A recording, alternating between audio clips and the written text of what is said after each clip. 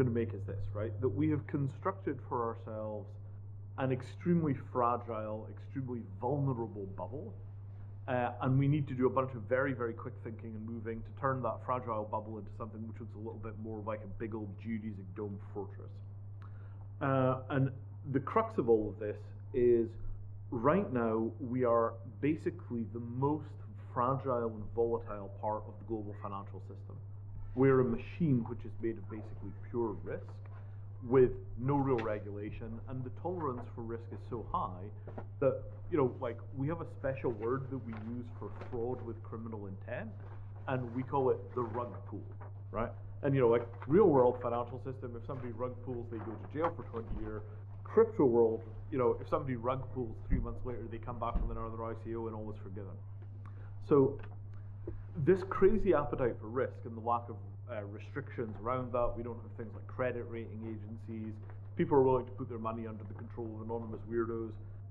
It only works because most of the money which is being won and lost in these games is imaginary internet money, and all of the actual hardcore control points come when you try and move your imaginary internet money back into the real economy, right?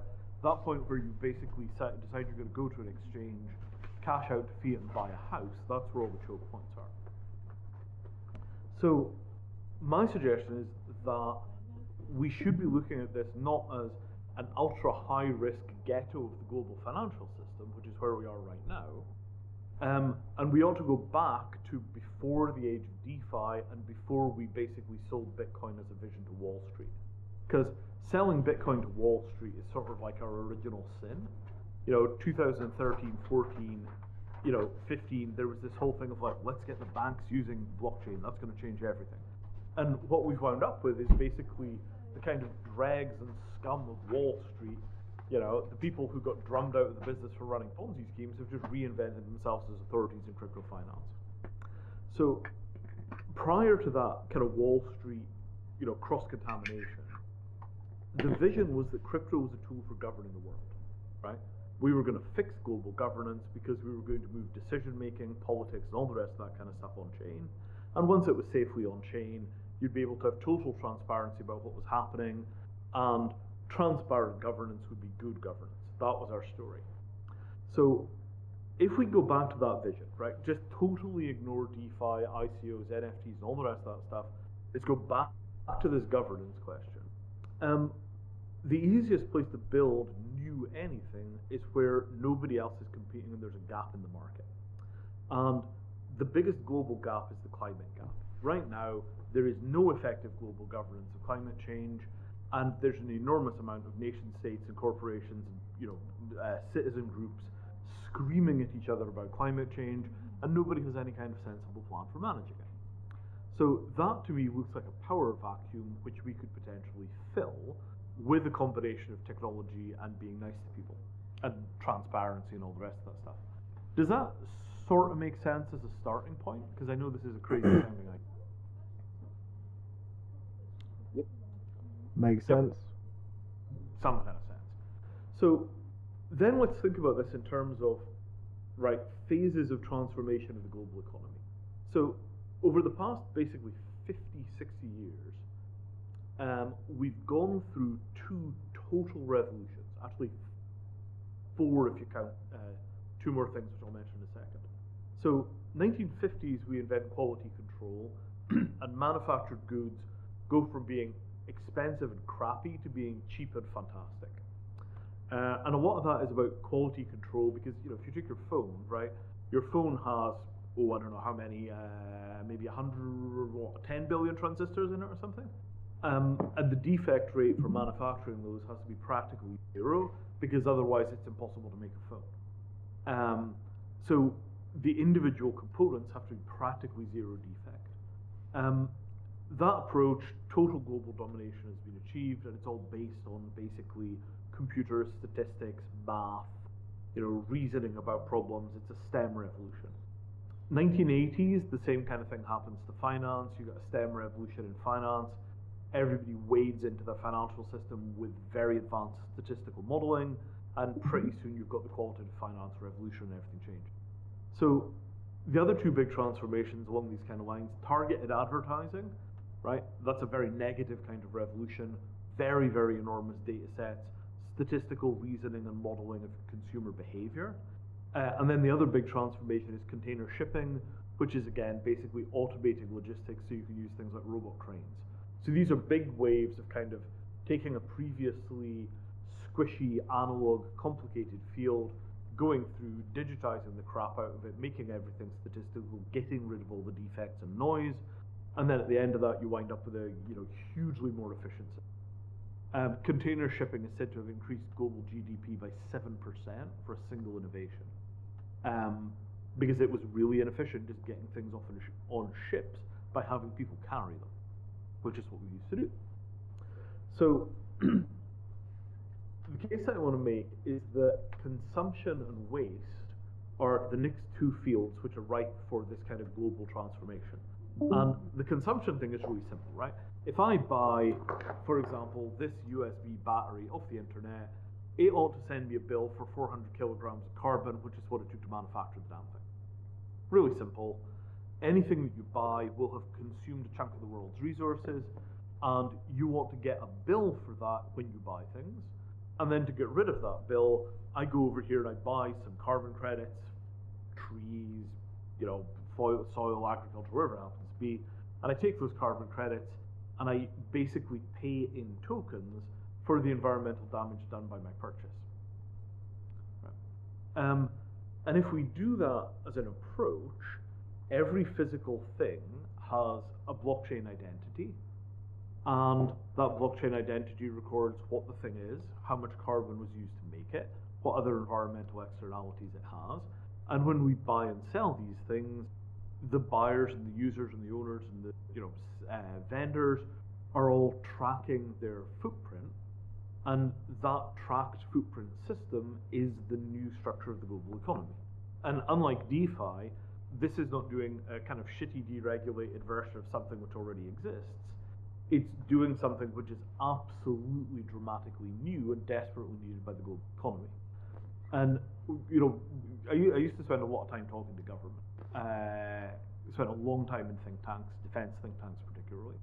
And the way that you get a seat at the global table, the way that you get a position where you are a stable part of the global system, is that you solve a problem that nobody else wants to touch. So the way that the UN gets this position is they handle the global refugee thing, they handle the peace talks thing, they try and handle the climate thing, albeit very badly. And the thing that gives the UN legitimacy is if you disband the UN, a whole bunch of horrific problems suddenly appear.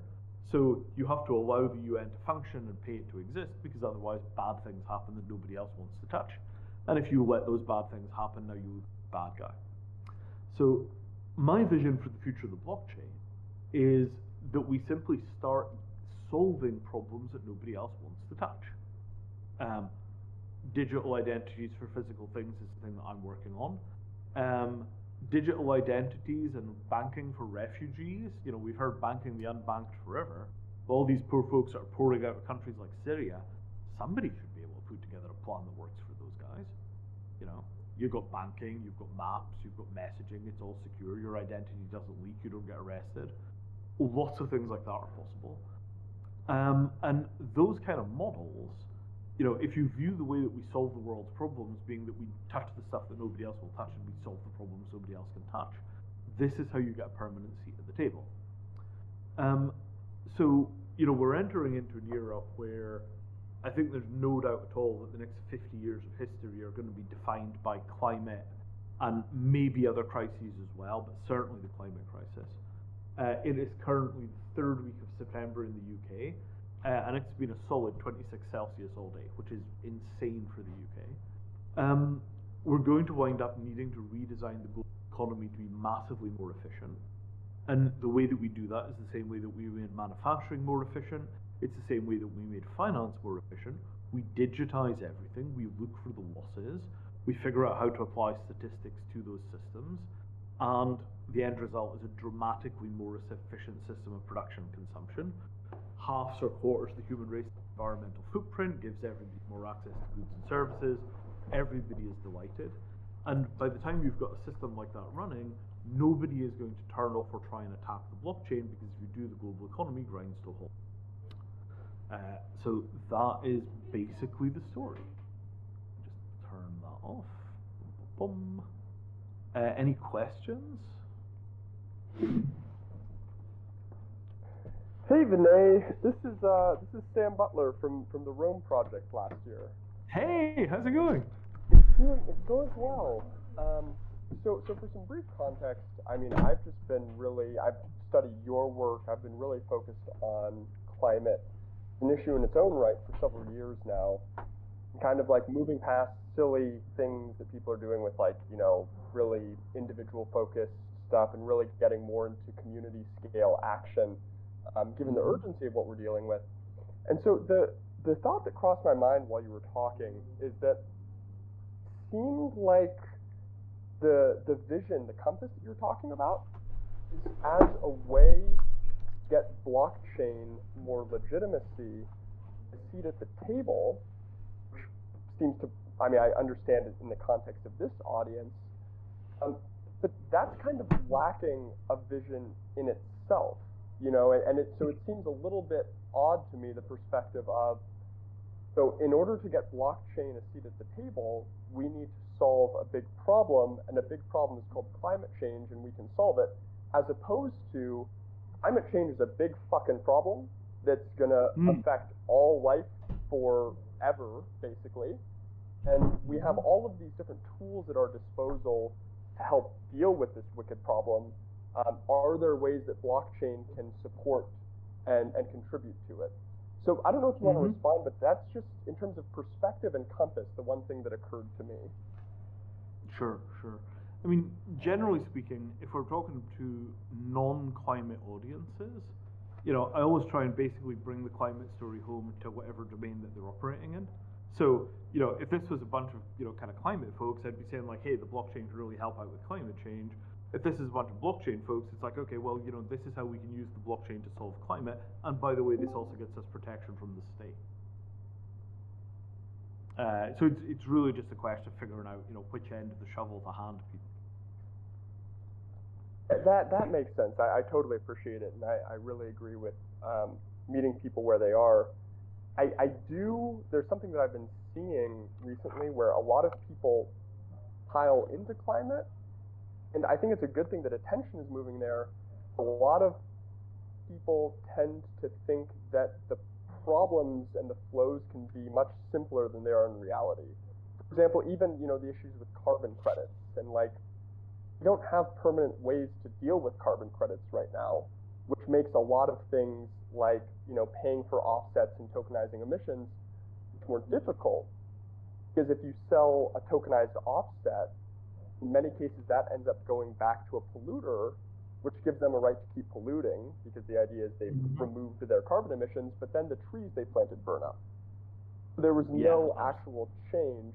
So that's just the one observation that I've been feeling recently, is like people are coming in with a lot of energy, which is great, but it's really fucking complex.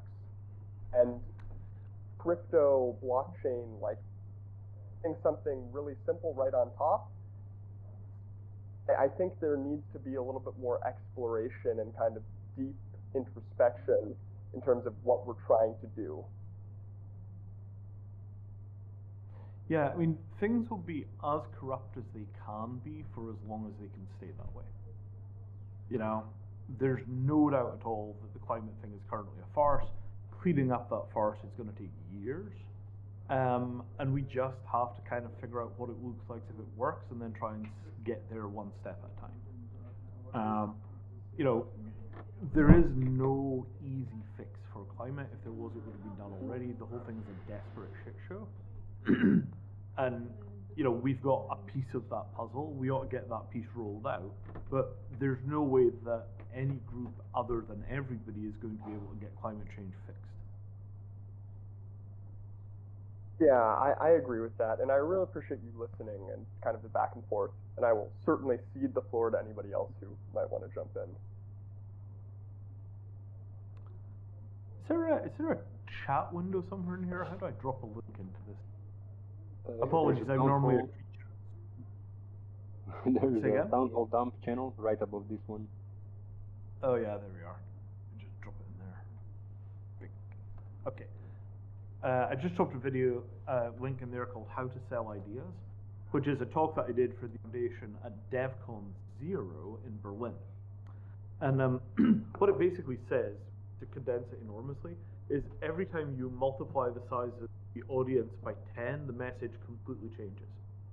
Right? Every time you alter the size of the audience by 100, the kind of people that you're dealing with change. And this is where we're at both on climate and in blockchain. The awareness is growing very quickly, but constantly the message is constantly getting simplified and what we should cover. Because there's just no way that you can have so many more people rush in and not wind up with cultural dilution. And our challenge is to try and make sure that as the message grows and simplifies, the work which is done is like the center of the story remains the important part, rather than some trivial thing becoming the new center of the story. That is really well said, and it literally, my perspective, it's like taking years of like part-time, like doing consulting stuff, just living minimally, like groceries and electricity, and then devoting a fuck ton of time to like reading and watching the presentations and like listening to your presentations on the subject and like reading through your stuff. And there's so many influential things like that which put pieces of the puzzle together. I'll actually share something in the chat too, which might interest some folks. The one thing I would say, and I'll actually be done here, is think about collective action more than individual action. So as opposed to people like driving less by themselves, people thinking about their local transportation systems and their local economies, so that there's less of a need to drive across the community. I think that's one of the biggest misconceptions, is we think that we can individual our way out of this shit. It's going to require a transformation of our neighborhoods, our communities, our systems, at like 10,000 to 100,000 person level. That seems to be a big blind spot nowadays. So if anybody's interested, reach out to me anytime, but that's the last thing I'd say on that.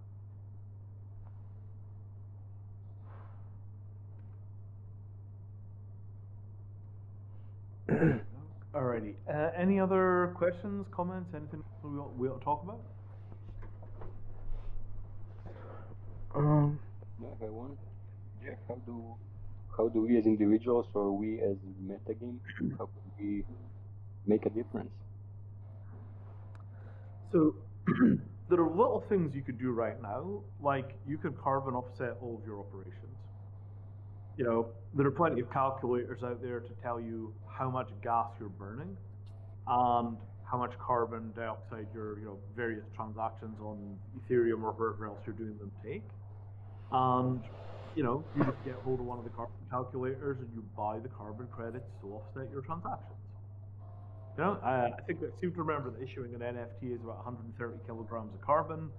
An offset for that probably costs, I want to say it's about $20 a ton. So it's going to cost you maybe $2 to offset a transaction if you want a nice margin of error on that. And you ought to be doing this for everything, right? Just get used to doing it. You can also spend a couple $100 and you can offset all of your personal transactions, your electricity, your rest, that kind of stuff. You probably don't want to go through and try and do this on a kind of micro basis. Figure out that for every single thing for every dollar you spend, you emit basically 250 grams of carbon per dollar of spending. So at the end of the month, look at what you spent on rent, look at what you spent on flights, look at what you spent on food, ballpark it out, it'll be about $1 equals roughly 250 grams. And from there, you could basically work out what your emissions are roughly, and then from that, you just buy off the carbon credits from someplace like Nori. And, it's not perfect, but if everybody did that, we'd be spending on the order of $1 trillion a year, planting trees and taking care of grasslands, and all the other things that you do when you're doing carbon credit stuff, even though those markets are crappy and corrupt and very, not properly organized. The way that we solve that is we buy, a third more or half more than we actually need, and that just takes care of whatever the imprecision is in those underlying. And that, as a practice, is a thing that everybody could be doing, should be doing, And it's an ideal thing for you to, somebody can print badges and be like, hey, look, here you got MetaGame, and here's the badge that we have for I bought 12 months of carbon credits, and all of my blockchain transactions and all of my personal life stuff is carbon neutral. Boom, $300. Here's your tag. You get your little green crown or hat or whatever the hell it is, and off you go. It's a very practical process. And as I say, this is not a solution for all of our problems in CO2, but if everybody does that, it's still $1 trillion a year of trees getting planted. And I think it's the kind of social transformation that could happen pretty quickly, because at the end of the day, it's just spending money, and that does not require people to have a massive reorganization of their lives. It's an initial first step that everybody should have taken. Makes sense. Are you familiar with the KlimaDAO? Say one more time. KlimaDAO, they're bringing the carbon credit on the blockchain. Yeah, I don't know that one specifically. The ones that we work with are an outfit called Nori, Nori. They do carbon credit stuff. I'm looking for something that's like easy to use with crypto, like something that we could like either send crypto directly, or I don't know, like to make it as easy as possible to like do it as MetaGame, because we deal with crypto, so it's hard. Absolutely. I think Nori doesn't have a token yet, but they're working on it.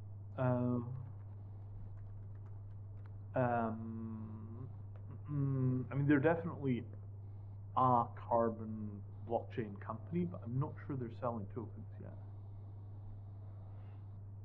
Maybe. So, but do they have one of those people will sell you tokens. Do they have a way of, say, my carbon credits that I purchase going directly into a local economy?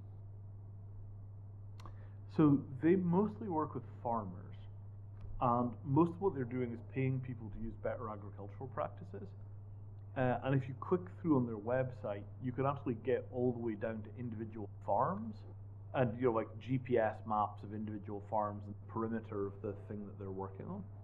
So you can see actual pictures of farmland, and it's like that's the farmland that they're doing differently because you turned up and you bought carbon credits. So past that, I don't think they're doing anything more local than that. But that's they're not investing in things like community energy. They're really very focused on farming. Yeah, which is great. If we did sustainable farming the proper way, it would solve, a quarter of our issues or more. Their website is nori.com, is that right? Another question. Do they have a way of earning carbon credits rather than purchasing them? So if I wanted to directly affect my carbon output by installing solar panels or doing something more sustainable, would I earn carbon credits?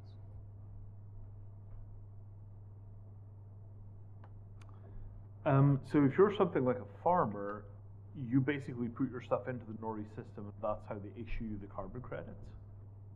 They don't have that set up for individuals yet. I'm just pasting into the Town Hall dump a link to an NFT asset passport.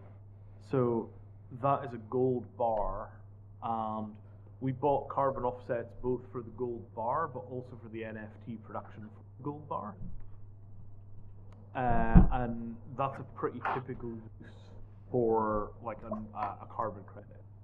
We now have a physical thing, and you're buying and selling the NFT for control of the physical thing, which is the bar in the vault. And the initial issue of the NFT we offset both for the physical bar and also for the NFT creation.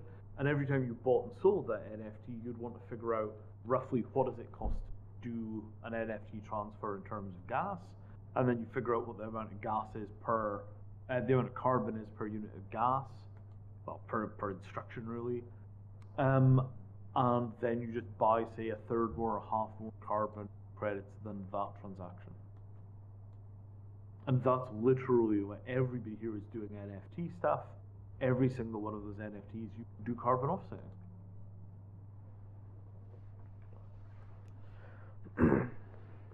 Sweet. One comment related to regenerative agriculture is that, so independent of carbon credits, there are also financial ways and kind of processes and currencies to facilitate that. Because at the end of the day, they can also cost less and result in more valuable production flows. There's an example of a co-op in the Amazon rainforest, and they gathered a group of smallholder farmers, and they switched from kind of cattle ranching to regenerative agroforestry, and they ended up making 5 times as much as the cattle ranchers while creating ecosystem services in and of themselves. So sometimes we all tend to see, like, once we get a hammer, we tend to see everything with a nail. Wanted to share that, there's other ways to facilitate the incredible potential of regenerative agriculture beyond the scope of carbon credits. Just one thing to keep in mind, and this is part of the reason why I say it, I just think it's important to know in this conversation. A lot of the time where those carbon credits are going to corporations which are not reducing their emissions. So the concept is a corporation, instead of reducing their emissions, buys a carbon credit. So that means planting trees which will sequester the carbon the corporation didn't emit. Then, as is happening in many cases, those trees are burning or the land is flooding.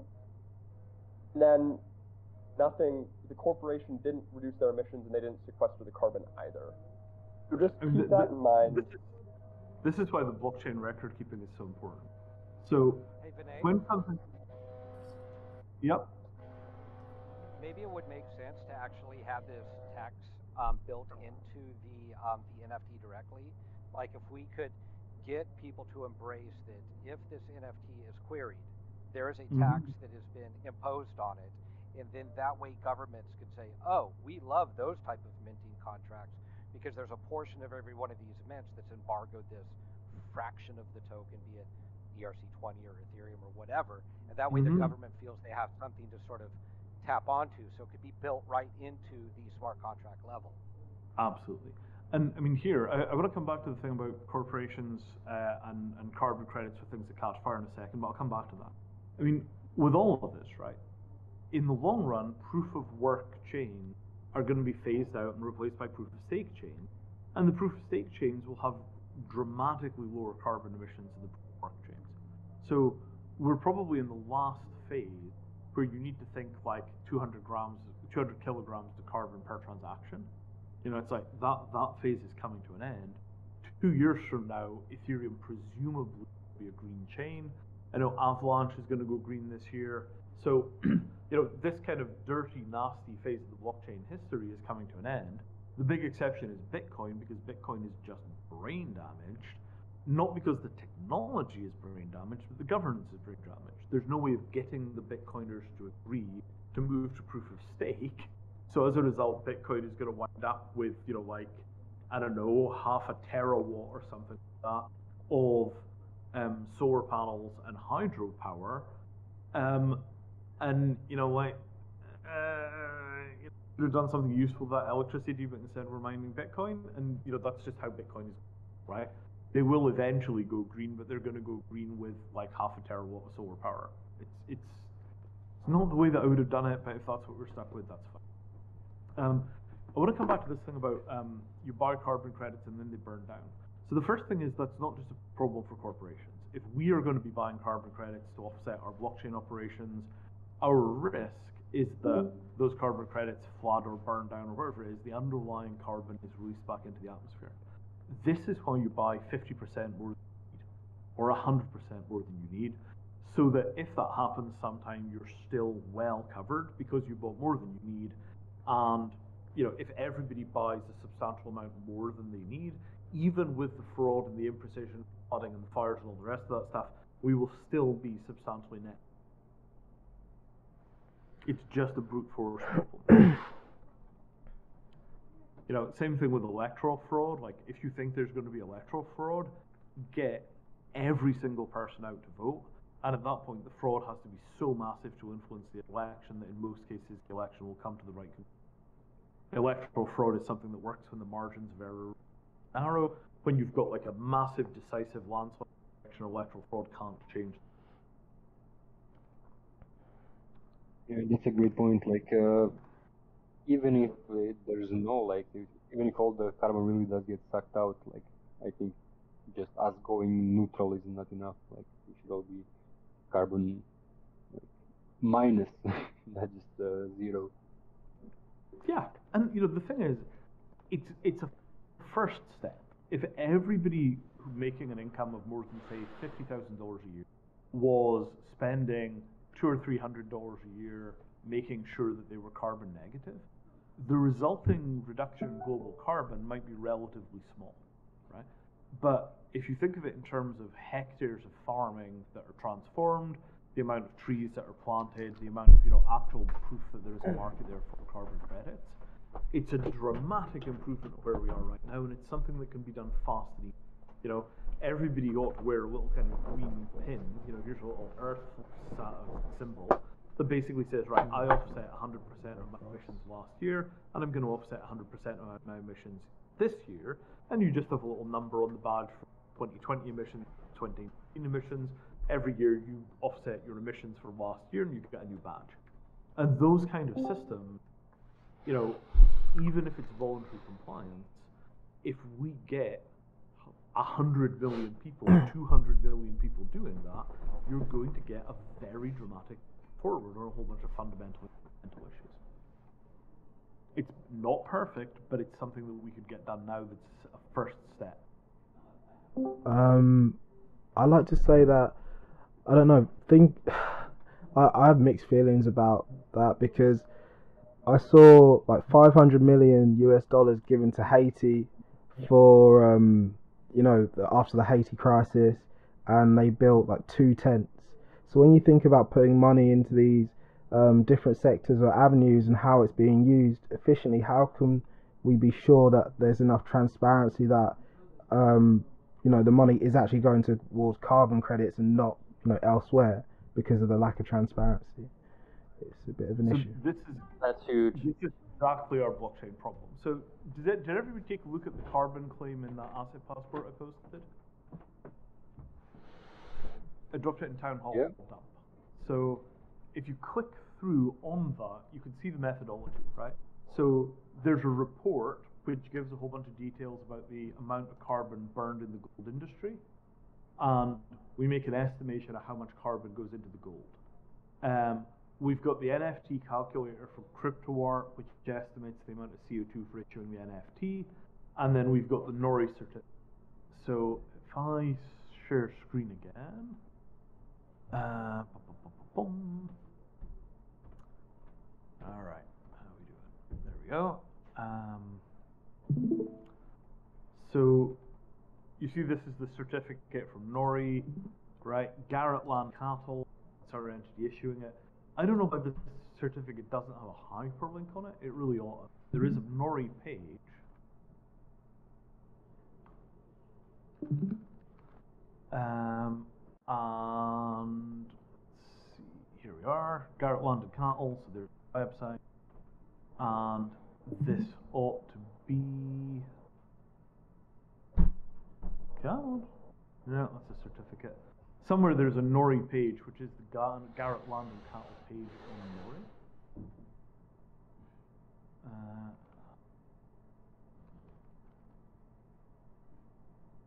See if I can find that. No. I don't know why this is not behaving. So, there's the Garrett Land and Cattle stuff.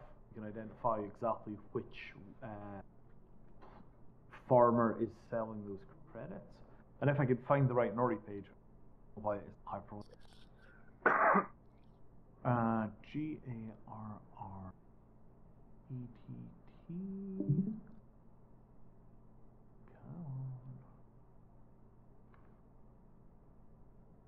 Is there somebody who's like checking on them if what they are saying is truthful?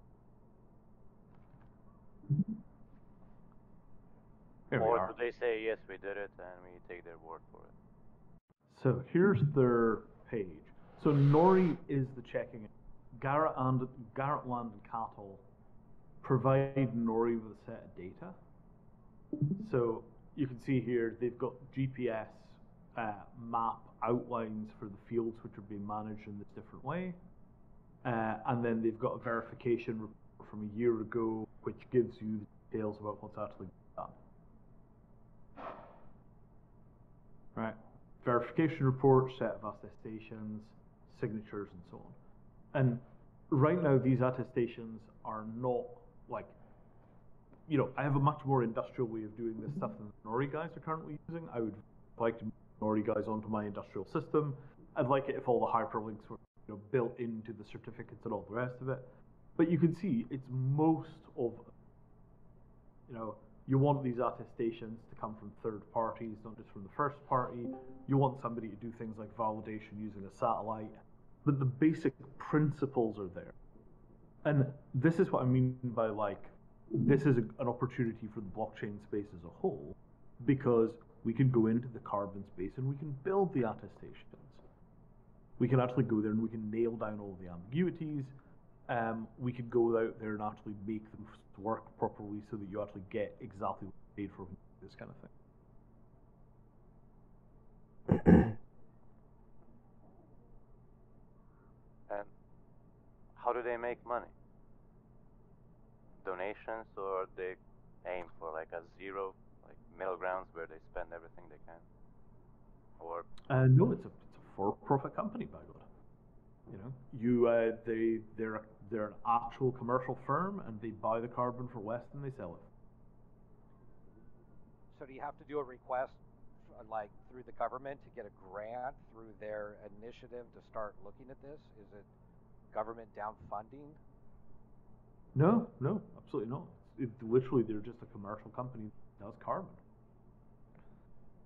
They pay farmers to farm their land differently, and then they sell the credits to people like Matteruem who are buying them.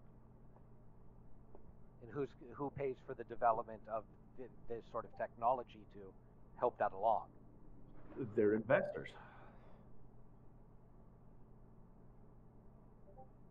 And Nori is not a unique entity, right? There are, hundreds or thousands of companies doing this kind of stuff, and quite a few of them are doing it on chain.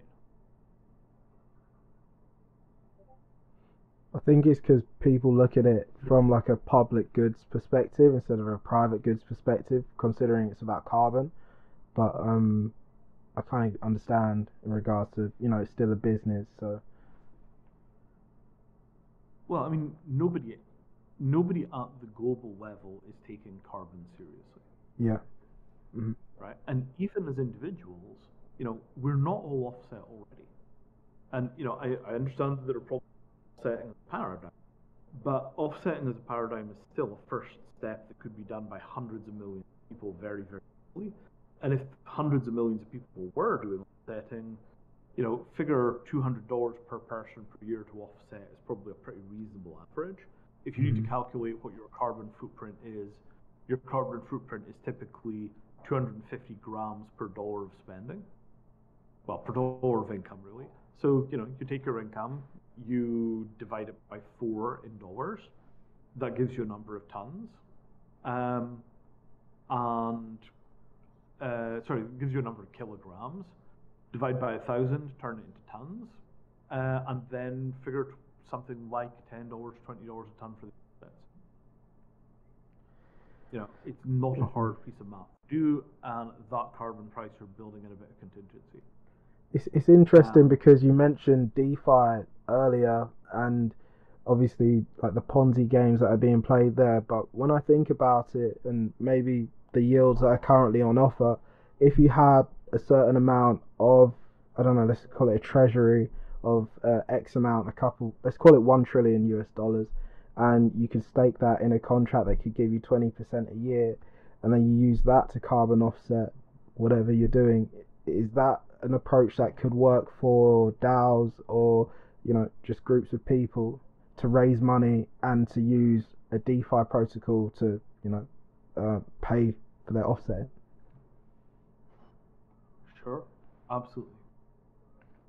Good enough. That as an approach, the thing is, as long as you sufficiently, it doesn't really matter whether the underlying system has occasional flaws. Okay. Now, if 2% of the people doing Nordic carbon credits are flooded out, or their stuff catches fire, or if you bought 30% more credits than you need, you burned a little money, but all that we're deciding is how deeply carbon negative you are. Yeah. You know, I burned a little money, I'm a little carbon negative. Everybody was honest and everybody did their job. Now I'm a lot carbon negative. Huh, what's the worst that happens? I spent too much money buying carbon credits. Mm-hmm. And you know, this is the kind of thing where you can spread your risk. You find half a dozen decent. And this is probably the sort of thing that somebody could dial for, where you basically go out there and you have like a stable coin that buys carbon credits from 30 different vendors and then sells you a compound carbon credit that spreads the risk across all those vendors. Yeah. Wouldn't be a bad thing to do. I might even take a crack at that actually. I think it wouldn't be difficult. I think it's pretty useful. Yeah, go for it. Thompson, we're in that hackathon. We could front run him. Can't do that. It's Vinay. Can I ask another weird question? So, let's say that people get interested in offsetting their carbon, but they're not very well educated on that topic. So, without like spending now 6 months educating on how things should move forward, how am I to be sure that the solutions that are being brought to the table now are actual solutions, right? So, because from my perspective as a, let's say, non-farmer, I don't know what works, what doesn't work. The farmers know that. Right, neither do I. Right. And how do I know that this new solution is actually a solution that is worthwhile, right? Do they have a habit of linking studies that prove that, or is it like an educated guess, or? Oh yeah, I mean, they've got these. They have actual methodologies for how the carbon is accounted for. So you know they'll say, right, here's our best practices, and we farmed this land according to our best practices, and it tells you exactly what we've done, how we've done it, and that tells you what the estimate. You know, you can see on this on the Garrett, you know, it gives you a list of what it is that they do into the land. Continuous no-till farming, multi-crop rotations, annual application of compost and manure, utilizing livestock to incorporate. You know, that's what they're doing.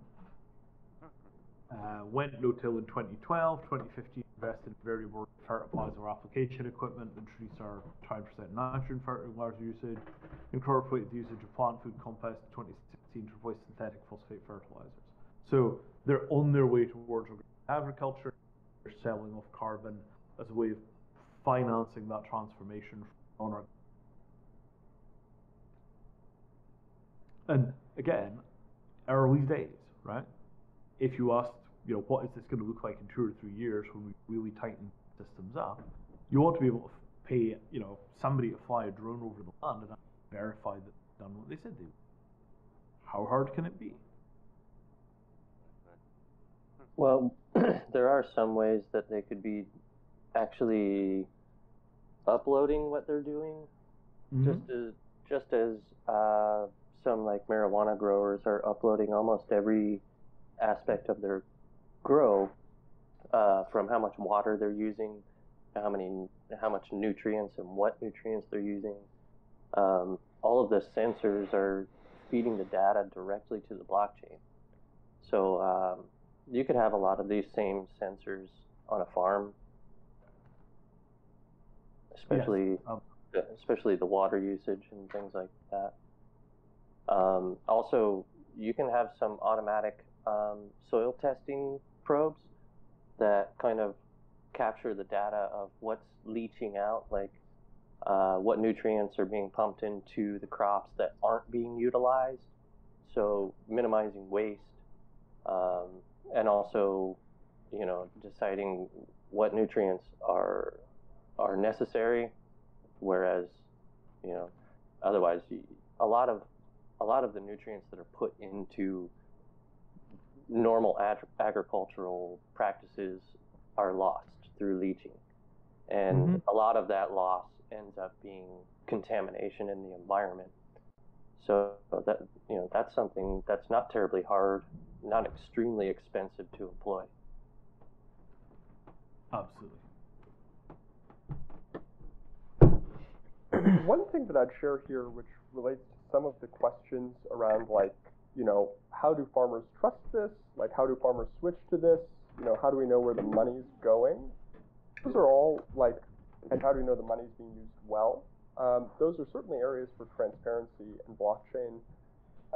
And also, an answer to that I've been exploring recently is just kind of more thinking about if there are economic or financial answers to that.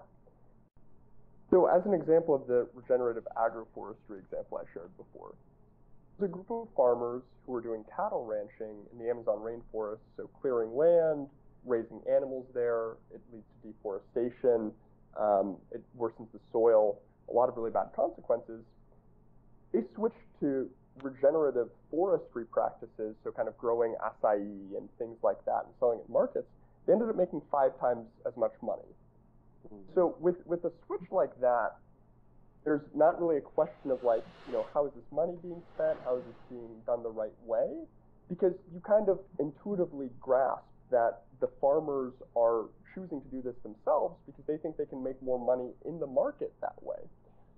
So I just wanted to share that as a perspective as well, in terms of maybe ways that can help us avoid some of the fuzz, where there are very clear kind of market benefits to a certain type of regenerative switch, where simply, they can make more from the land by doing it that way, or they can sell those types of goods for more than they would otherwise.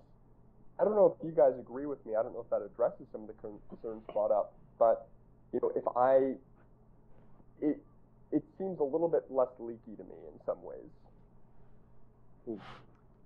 Yeah, I mean, the leaky side of this, there is no way of making this stuff tight yet, right? The objective here is not to run the system at 0 leaks. It's just to push so much money down the system, it don't matter. Because we are in a position where we need very fast action, like we really need things quickly, and actually cutting carbon emissions is very, very hard, right? If you think about putting solar panels on and insulating your house, that might take 10 or 20% of your carbon emissions. You upgrade your car to an electric car, you electric bicycle, that takes off another 10 or 20%. You go vegan, that takes off another 10 or 20%. By the time you've halved your carbon emissions, you've spent basically 2 years and $40,000 going through a whole bunch of different steps to try and get that done, because it's just hard to emit less carbon. On the other hand, you go to a website, you say, right, I'm going to figure out what my emissions are, then I'm going to offset my emissions, I'm going to assume that there's a 30% fraud rate in the system, so I'm going to buy 30% extra. You pay $600 and you're done for that year. And it's not that the offset system is perfect, right? It's not that you get exactly that number of amount of carbon as offset. It's not that nobody rip you off. It's that we literally just put so much money down those pipes, $600 a year multiplied by 200 million people, pretty soon you're talking about real money. And all of that money is going to go into regeneration, it's going to go into climate projects, it's going to go into forestry. And I'm not saying that's the last step we should take, but it's the immediate first. Like, everybody on this call could go and calculate their CO2 and buy the offsets. Literally everybody on this call could have done it tomorrow morning, and then you could tell your friends to do it. And if 10 million people do that, we've got $1 trillion going into reducing carbon emissions. And that's $1 trillion which is not being spent by governments, it's not being spent by NGOs, it's not being spent by the UN. Nobody's currently putting that kind of money behind managing carbon. We could do it as individuals, and we could still get that done. It's entirely plausible. I think it's a great idea, and it makes me think about how, or the potential to encourage other people who aren't really tapped into this idea to kind of maybe offset their carbon credits. And I've seen some things, such in the UK in particular, things such as like Extinction Rebellion and how they have gone about promoting climate change. It gets a lot of eyes onto it, but it's a scary way to kind of try and promote this message because it's causing a lot of friction, in fact, with the mass public.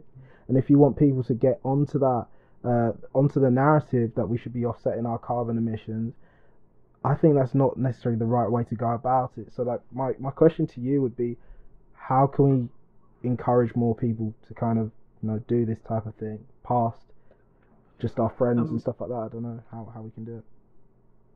So the first thing is that we all have to, right? Nothing convinces other people to do these kind of things like do it. So step one, you do it for you.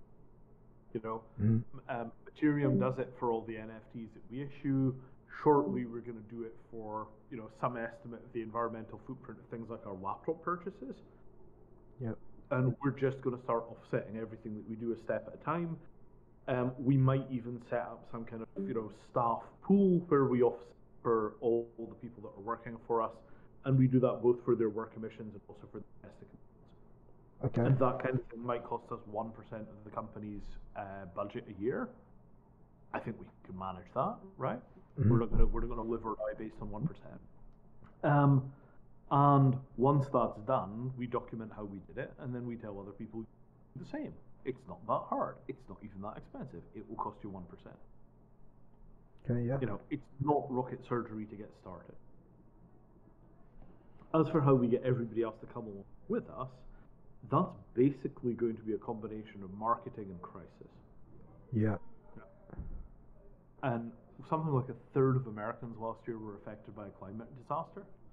Between the people that got smoked out, the people that got set on fire, and the people flooded or hit by unseasonable storms, that was a third of Americans saw climate up close last year. So like that sort of stuff, you don't have to have much of to persuade people that there is a problem. So Vinay, is there any appetite from this private money source to actually invest money in printing or minting a whole series of NFTs that speak directly to this problem, where on every transaction there is a set fee that goes into this fund, so that people like me can say, yes, I bought that NFT, I know 30% of my transaction cost went over to this other thing, it's now attached to my 0x address so I can be proud of it, and it's already part of the workflow that I'm already in, which is trying to engage in Web3 activity as much as possible. Mm-hmm. Is that something that sounds like it's possible, where the money would go into marketing this collection of NFTs that capture? Yeah, sure. I mean, right back we could easily knock up some we could easily knock up some NFTs. Like, here's an NFT for 30 tons of carbon, and if you buy this NFT, you're offset for a year. That would be hard to do. Well, it would be like what has already been spoken of about how do we know that money, if I then go buy that NFT, that money is going to the place that will get the best result of offsetting carbon, which is the mission in the first place. Sure. So, I mean, with that, what Matteruem does is we attach legal rights with very strong guarantees to NFTs. That's what we do for a living. So, given that that's what we do for a living, it wouldn't be that hard for us to basically get a set of proofs in place that gave a nice, strong demonstration of like, yeah, this is an actual NFT, carbon behind it. It's not. And that's what I would say. That will work because your name is attached to reliable resources, the people that really care about this. So I would feel comfortable spending, trying to calculate my family's carbon offset, and then saying, for sure, I'm going to go to Vinay's website, Matteruem, and I'm going to buy mine from there because that collection of NFTs, I believe that they have the credibility to pull it off. Yeah. And I mean, it's not just a case of credibility, it's that we've got an actual method for demonstrating how we're solving the problem. Like if you go and look at that gold bar a minute ago, bring that up again. here's an NFT for a gold bar with carbon offsets baked into it. And, we're not saying, hey, just trust us on this. We're stepping through this very, very, very carefully, one piece at a time. Right, so that was a perfect example. I didn't know about that until Penguin had alerted me to it, and I said, "Oh, very cool. Now I see where you're going with this." Unfortunately, I didn't want any physical gold, but if it was something now, replace gold in that same thing you created for carbon offsets, I'll buy that NFT. I just don't want anybody shipping any gold to my house. I mean, that's real simple, right? We could very easily do an NFT that was like one human being's worth of carbon offsets. Yeah, I know. I mean, I'm gonna get off this call. I'm gonna write an email to my say, right, Matteruem should issue half an NFTs, which are one individual's worth of carbon offsets, and we'll sell them at this price. Boom, boom. Yeah, but put a good artist on it, though. I would say if there's an opportunity to even like run a quick little thing and go, hey, we're going to open it for 30 days. We want some good artwork because we're going to now attach this to this thing that people like me, I like. I like going into my 0x wallet and seeing my popes or my NFTs that I collected. So I'd love to have one from Matteruem that said, yeah, Scott, you did your part, which is I gave $100 to this thing and I got a cool looking NFT, not just some text file that goes part of this movement. I think we could do something better with it. That's nice. I like that. Does anybody know artists that are interested in doing that? There's one on the call right now that I know made of. one on the passport. Well, yeah, actually, wait, let's call it three. There's Boogie, Masashi, Missant. They do a lot of great art. Okay, I'm just dropping my email address there. Hey, I just dropped my email address into Town Hall Dump. If anybody wants to actively kind of pursue this and maybe give us the art for doing this, drop me an email. And we would basically, I mean, the easiest way of doing it is that the artist is actually the person that's issuing the NFT, and we're just providing the carbon to back that. That's probably the easiest way to do it. Not inherently difficult. Right. Just the seal of approval that says if we embark on this and mint some of these, it has the Matteruem seal of approval. We'll run the contest, I guess. It's like I bought some seeds. I'll throw $100 in seeds into the art contest, or $500 if we need to open it for 30 days, and then let's experiment with that. Because this group you're speaking to, Vinay, we're actively kind of doing that within our own guild, which is minting NFTs and distributing to ourselves. But if we had sort of a parent like you or something that goes, as long as you guys are fighting the good fight of trying to offset carbon, then we can start to experiment with what that asset would look like, knowing that if I mint it, I'm a nobody. But if you kind of approve it and then you tweet it out, all of a sudden now there could be some momentum behind it because now we're issuing this thing that the money is somehow going to the right smart contract and you're putting it into play wherever that needs to go.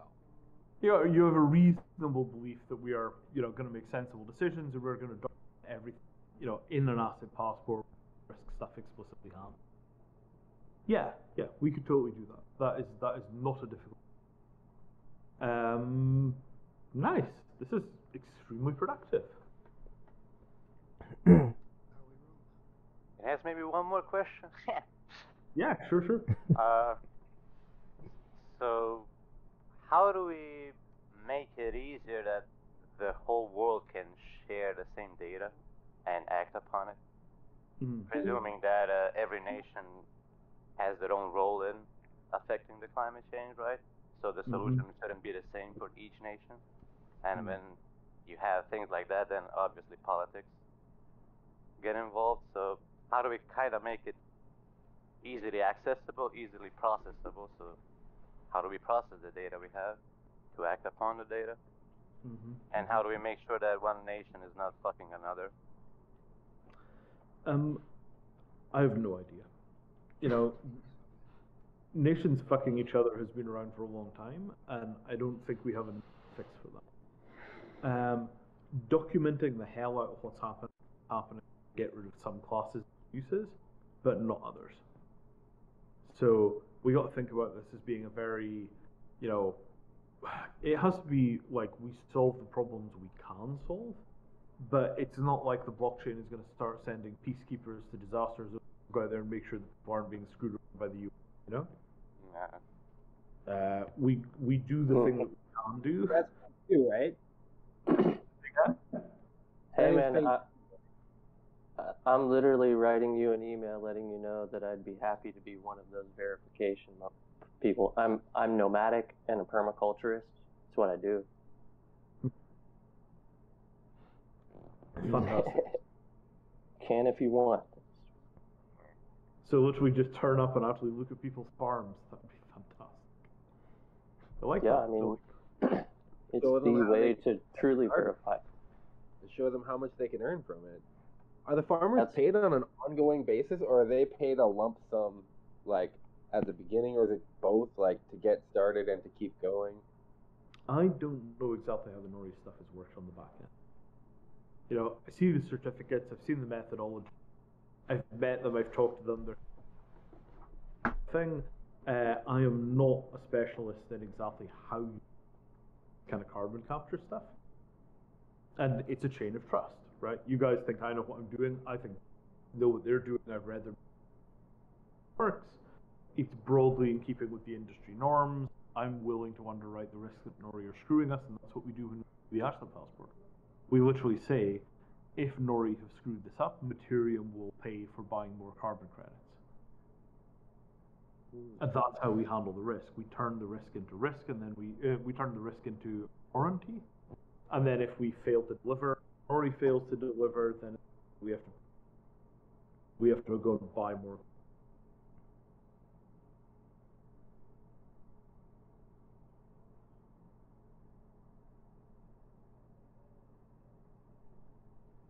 And what do you think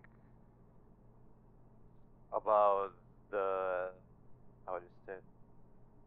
I'm of the opinion that we're kind of in the age of profits now, where a lot of times people would do things as long as they're profits, in a sense.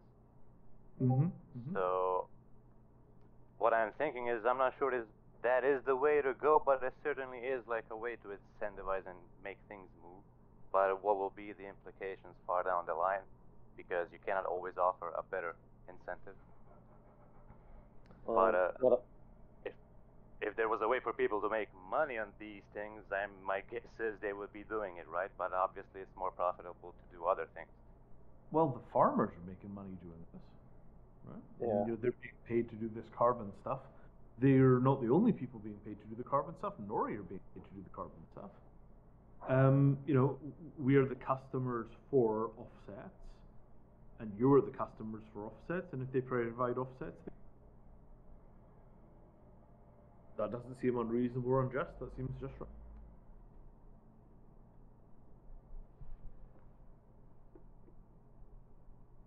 It is reasonable, yeah. But what on the other side? So if farmers are considered those who are doing things, then people who put their money there could be considered as, let's say, investors of sorts. Customers, right? Customers, yeah. I mean, it would be nice if everybody was happy with just having the label that you're a carbon offsetter, right? But if there was a step above that, then maybe more people would do it. Well, nobody likes being a taxpayer either, but that's kind of what it comes down to, right? Is that it's fulfilling your responsibility to society. Yeah, but it took hundreds of years to establish that notion of responsibility, right? I don't think we can afford. I guess you're trying to make up for the expenses of your life, like what everyone else has to pay for your existence. Well, right? here's your existence past the world. Are you paying it back? Are you giving it back to the world? And it's just a way to quantify, right?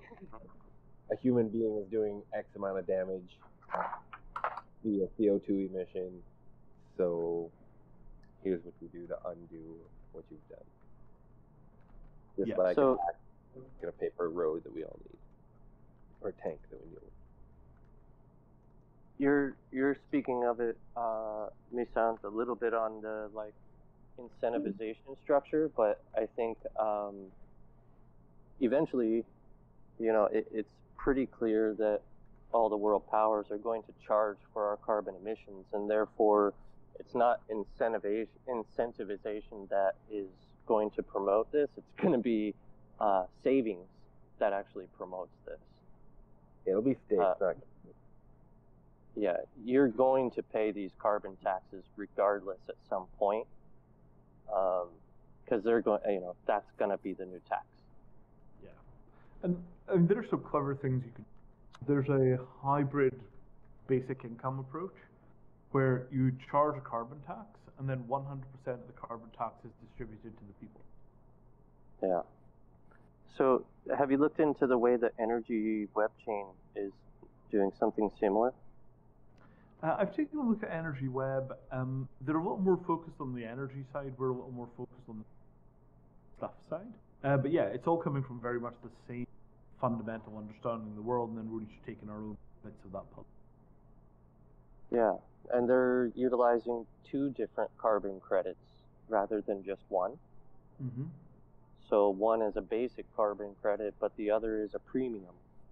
So a basic carbon credit would be like, I walked today instead of utilizing gas in a vehicle. But a premium would be, I utilized solar power or wind power to do this or that. Yeah, I see. I mean, I think at this point, it sounds weird, but I have numbers to back it up.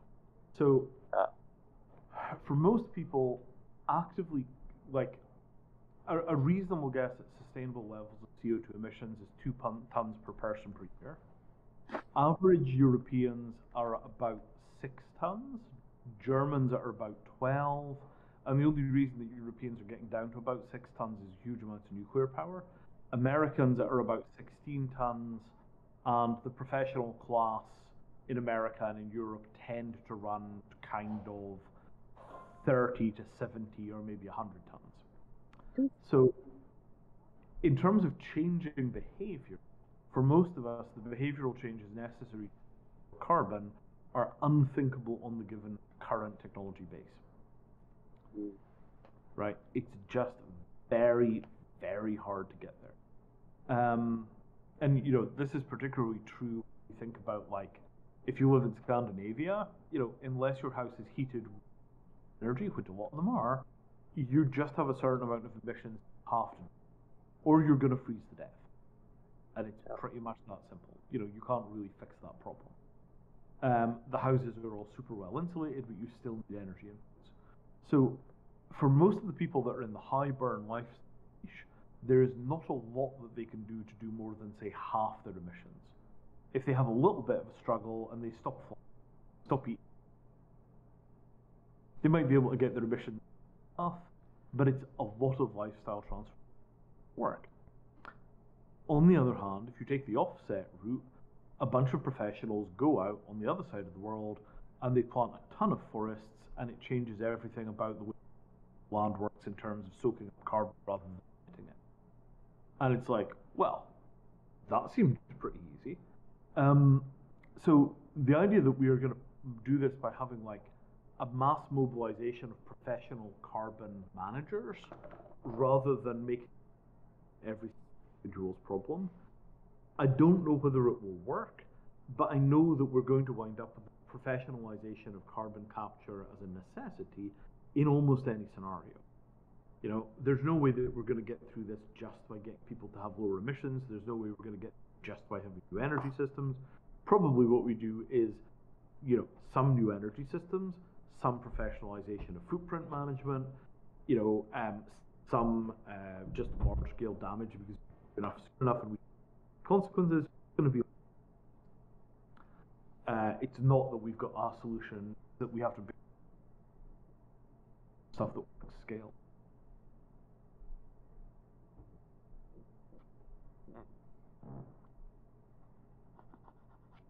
Like, I think Germany does it in Scandinavia, but essentially that's maybe the incentivization I said before, but it's becoming more and more profitable for them to not drive motor vehicles but electric vehicles because of the carbon taxes. Absolutely. Yeah. So that's profit for those people who deal with those things, right? Mm-hmm. But the contrast, let's say, in these areas here, I'm in Croatia, but they really make it hard for you to utilize solar energy and remove yourself from the grid. Although we do have massive amounts of sunny days, over 200, and some islands over 300 sunny days a year. Yeah, people are very afraid of people leaving the grid. You know, like the governments are still in a position where they've got lots of climate, and that's bad. You know, that's not where we should be. Yeah. So I guess we need politicians. Well, the thing about the carbon credit approach is it's not perfect, but also we don't have to ask anybody's permission, right? If we've got hundreds of millions of people who are offsetting 100% of their emissions with carbon credits, once we've got that done, we could go on to the next. And it's a step at a time, right? It's a concrete action we can take. We get organized, we do that thing. After everybody's done that, we do the next. You know, hey, everybody, we're going to move off Ethereum onto a zero carbon chain. Or we're going to make sure that we're offsetting 100% of our Ethereum emissions. And you just go through and you take the actions you. And some of that is direct from the atmosphere is good, but some of it is also it signals willingness for people to actually commit to a course of action, follow through, make concrete reductions, and that signals to companies and to other individuals and to the government we're serious and we're ready to start doing things now. And the governments and the big corporations and the individuals around us, they all need that signal. We are ready to actually start action. Yeah. And on that note, I'm going to stop and have some dinner because I've got some more calls tonight. Really lovely talking to everyone. Thank you for coming. Thank you. Take care, man. Thanks a lot. Thank you. And yeah, send me some emails. Let's get some artists wrangled up. And we will bang out some NFTs that you can buy to offset your emissions for an average. Awesome. Yes. Very nice. Love what you're doing. LFG. That's a really good thought that the EIP should have done carbon offset rather than deflation. That's a really good idea. Yeah, Hey. they kind of missed the opportunity. Yeah, they kind of did. Calculator into the minting process so that you could say like, hey, I drive 2 SUVs, my house is 4,000 square feet. Maybe I pay extra. Or do you just buy more of them? For most people, you're rather than trying to calculate it precisely, you know, you make a kind of upper estimate and you add a third to that, and okay, you're spending a little too much money buying carbon offsets. But I'd rather see a norm where we spend too much money buying carbon offsets and we just kind of ballpark it, than where we try and get exact calculations and then stay within calculation.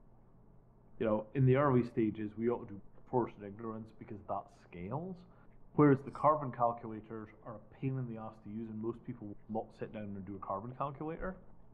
You know, it's really just like either you're a super poor vegan and your emissions are, you know, 10 tons or 5 tons, or you're doing all right and you live in a big place and you live in a country and you drive a car, and at that point your emissions are 15 tons. You know, it's like exactly. Maybe you could have tiers, right? Like you could have the regular, and then the light, and then the XL. But like most people are gonna get the regular. That's 5% of your business. The XL is like, you know, you've got a family, you've got some small children, you've got a dog, you've got 2 cars. Oh yeah, I need the big one. And that as an approach, like I could just about get by like, you know, bicycle hippie or regular middle class engineer or large family. There's your 3 things, you know, ding ding ding, buy the one that fits you, off you go. Yeah. Because I think that the carbon calculator, it's only going to work if you build it into things like credit cards or national taxation systems or the blockchain itself. If people have to manually calculate that, so you're already somebody has has to make them do work too. We should just try to make it easy. go to this site. It's Matteruem has said, yeah, these guys at least are in support of it. Mint the NFTs based on 3 categories or whatever. I'm a low user and I'm going to buy low user credits. I'm a high user, but I support it. I'd like to turn off my air conditioning a little bit more often and do less miles on the road in airplane flights. But that way, I would just be getting the NFT that spoke to me. As long as we're getting people contributing to the system, I think that's all we can ask for, at least at this stage of the game. Buy an NFT, some money's going to Matteruem, It's some year money's one, going back to the people, right? And we do it for year one.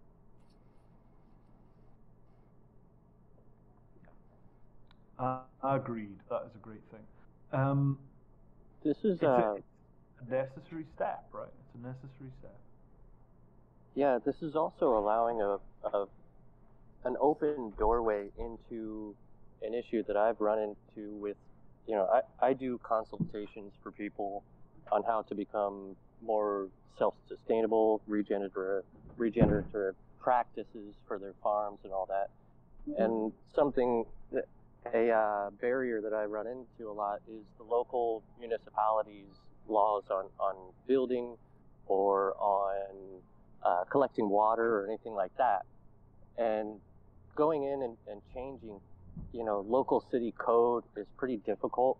You've got to have a lot of documentation, but the main thing what it comes down to is a lot of these more regenerative practices take away from the government's pocketbook.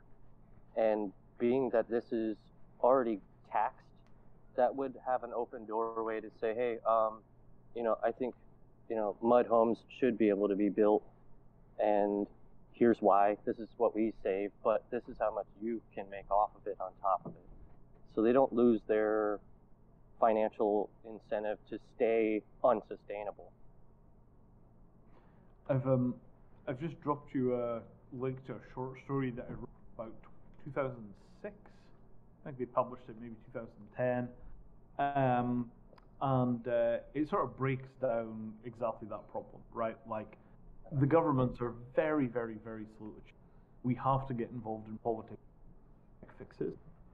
The systemic fixes mean changing things like building codes, and that is a hard, hard job. Yeah. This is why I've come to the conclusion that offsets of go for now is specifically because those systemic changes are so hard. I started out in the systemic change business.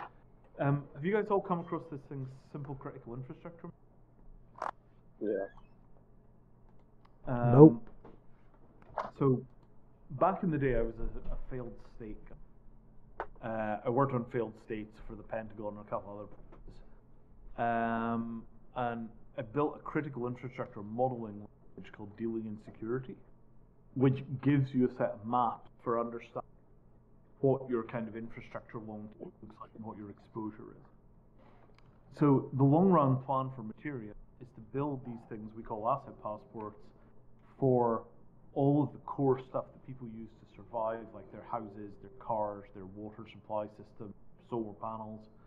And from that, we could do calculations that show not only what people's carbon consumption is, but also what their resilience situation is relative. And all of this is part of this long-term approach. Because if you build there's a language called SysML. So if you build a SysML model of something like a solar panel rig, you can then say, am I going to generate energy from this solar panel that I've got to be able to get through a winter if national grid shuts down? And then, we could also calculate making those solar panels so you could figure out do you need to buy carbon offsets for solar panels? So this sort of systemic modeling approach is really fundamental. Can I drag images in there or only looks like pretty thread? Don't see a way of getting an image in. Anyway, that second link, fragile plan. There's some modeling stuff there. So, in the long run, you can imagine building very detailed digital models of all of the physical stuff in society in a way that gives us a really comprehensive, detailed overview of what our footprint is, and it can show us alternate ways of rearranging our life infrastructure so that we get the kind of carbon.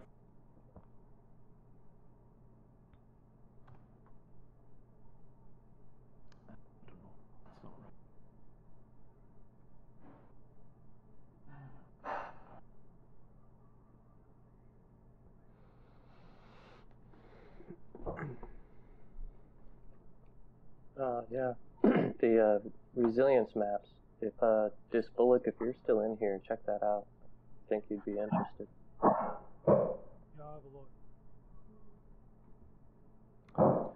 Yeah, it's a very good piece of technology. That's one of the best things I've done. It's a serious piece of equipment. Yeah. All right. I'm gonna wrap it. Get in contact. And send me some emails about actually getting organized and getting some of these things set in motion. Sounds good. Yeah, thank you very much, and definitely we'll follow up with the CO2 NFTs. That's fantastic. And who was that was talking a few minutes ago about having the kind of 3 tiers and all the rest of that kind of stuff? 10 Finney. Yeah. So, like, I don't know what their involvement is, but if they want to be like project managing on your side, it sounds like they've got a really good idea about. So maybe he should be our kind of customer. He kind of is our NFT guy, so yeah, maybe yes. Let's do that. Check in. All right. Well, thank you very much for having me. Have fun. Take care, and enjoy. Productive. Thank you. Take care. Take care. Amazing.